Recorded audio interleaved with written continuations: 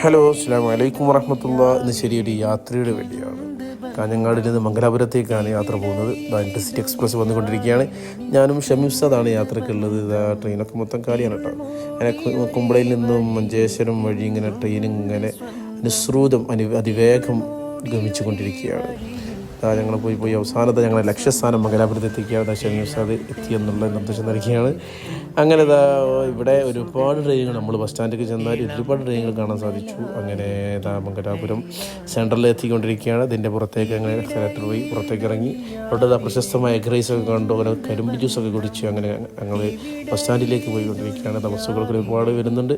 അങ്ങനെ ഞങ്ങൾ മൂടുചിത്രമായി തോടാറിലേക്ക് പോവുകയാണ്. അങ്ങനെ അവിടെ ലക്ഷ്യസ്ഥാനത്ത് ഇറങ്ങി മദനി ഉസ്താദിന് കുറച്ച് ഫ്രൂട്ട്സൊക്കെ വാങ്ങി. ഉസ്താദിൻ്റെ കോളേജാണ് കാണുന്നത്.